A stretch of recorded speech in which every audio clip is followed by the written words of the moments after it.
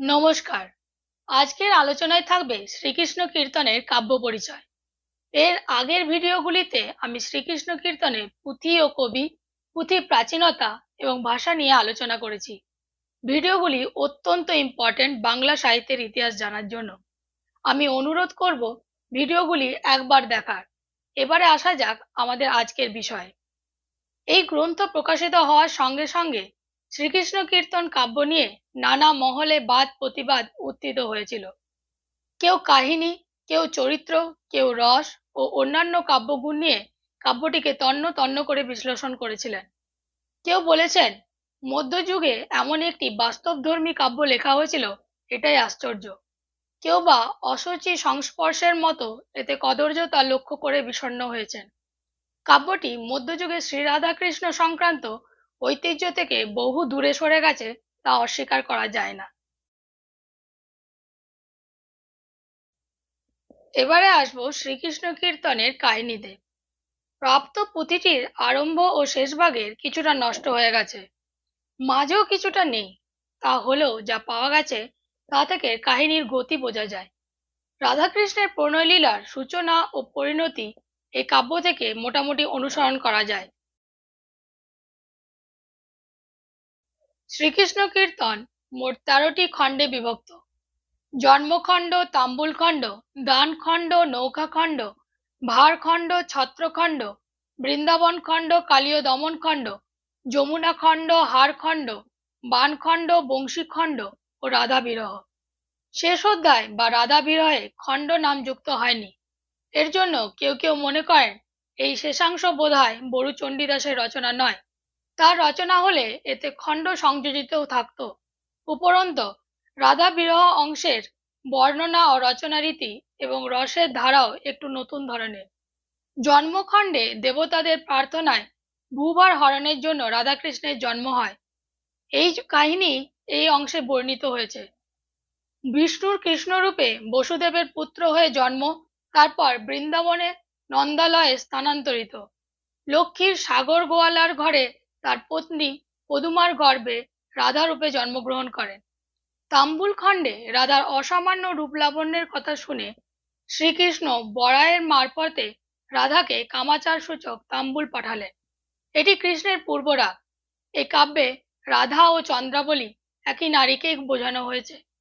আত্মস্বরূপ বিস্মিত রাধা চন্দ্রাবলী কৃষ্ণের ফুল তাম্বুল প্রত্যাখ্যান করলেন, বরাইকেও যৎপরনাস্তি অপমান করলেন।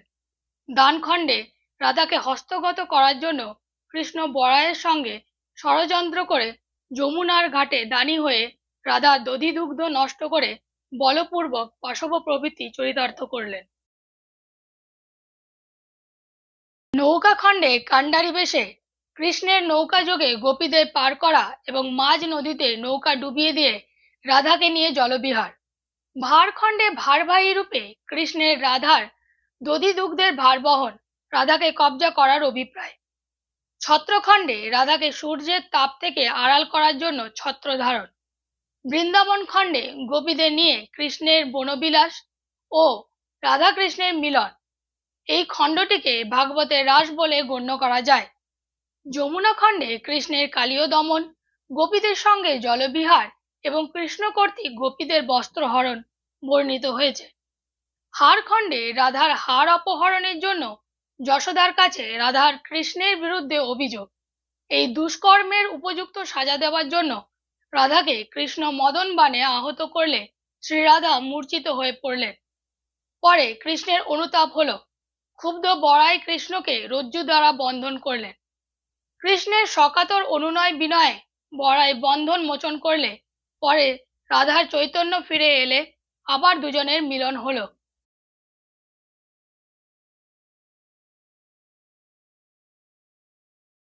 বংশীখণ্ডে কৃষ্ণের বাঁশির শব্দে রাধার উৎকণ্ঠা, বরাইয়ের উপদেশে রাধা কর্তৃক কৃষ্ণের বাঁশি চুরি, কৃষ্ণের অনেক অনুনয় বিনয়ের পর রাধার বাঁশিটি ফেরত দেওয়া বর্ণিত হয়েছে। রাধা বিরহে রাধার বিরহ বিলাপ, কৃষ্ণের কংস বিনাশের জন্য মথুরায় যাত্রা বর্ণিত হয়েছে। তারপরে পুঁথিটি খণ্ডিত। উপসংহারে পুনর্মিলনে সমাপ্ত হয়েছে না রাধার বিরহ বিলাপের বেদনায় যবনিকা পড়েছিল তা বলা সম্ভব নয়।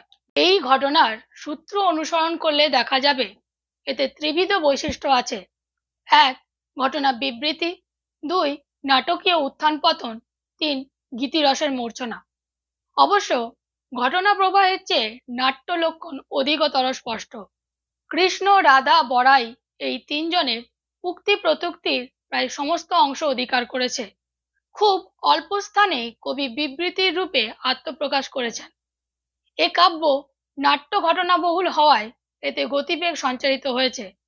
তাম্বুল খণ্ডে রাধার রূপ বর্ণনার স্থানে কৃষ্ণের বক্তব্যে যৎসামান্য গীতিরসের সংস্পর্শ ঘটেছে এবং বাণখণ্ডে মূর্ছাতুর রাধার দুর্গতি দেখে কৃষ্ণের বিলাপের মধ্যে অল্প স্বল্প গীতিরসের সংস্পর্শ পাওয়া যাবে।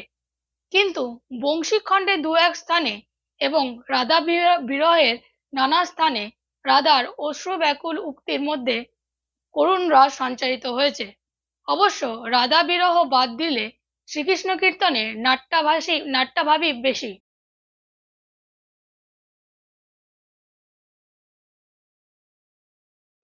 শ্রীকৃষ্ণ কীর্তন কাব্যের কাহিনী ভাগবত থেকে সংকলিত। মাঝে মাঝে কিছু কিছু পংক্তি ও কাব্যবস্তু কবি গীত গোবিন্দ থেকেও গ্রহণ করেছেন। এ কাব্যের একদিকে ব্রাহ্মণ্য সংস্কৃতির পুরাণের প্রভাব, আবার অপরদিকে গ্রাম্য সংস্কৃতিরও গাঢ় প্রলেপ লক্ষ্য করা যাবে। পদ্মপুরাণ, বিষ্ণু পুরাণ, হরিবংশ, ভাগবত এবং ব্রহ্মবৈবর্ত পুরাণে কৃষ্ণের জন্ম কাহিনী এবং বাল্যলীলা যেভাবে বর্ণিত হয়েছে এবং বিষ্ণুর কৃষ্ণাবতার গ্রহণের জন্য যে কারণ দেখানো হয়েছে, কবি কাহিনীতে মোটামুটি সেই ধারায় অনুবর্তন করেছেন। জন্মখণ্ড বর্ণনায় বড়ু চণ্ডীদাস পুরাণের দ্বারা বেশি প্রভাবিত হয়েছেন। শ্রীকৃষ্ণ কীর্তনেও রাধা ও কৃষ্ণের বিবাহের কোনো প্রসঙ্গ নেই, বরং দানখণ্ডে রাধা পুনঃ পুনঃ কৃষ্ণকে স্মরণ করিয়ে দিয়েছেন যে তিনি কৃষ্ণের মাতুলানী। ভাগবত ও বিষ্ণু পুরাণে রাধার প্রসঙ্গ নেই, কেবল ব্রহ্মবৈবর্ত পুরাণে রাধার প্রসঙ্গ আছে। এই পর্যন্ত তোমাদের কেমন লাগলো জানাবে। পরবর্তী ভিডিওতে আমি আলোচনা করব এ কাব্যের চরিত্রগুলি নিয়ে। যদি ভিডিওগুলি ভালো লাগে তাহলে সাবস্ক্রাইব করবে, লাইক এবং শেয়ার করবে। এতক্ষণ সাথে থাকার জন্য ধন্যবাদ।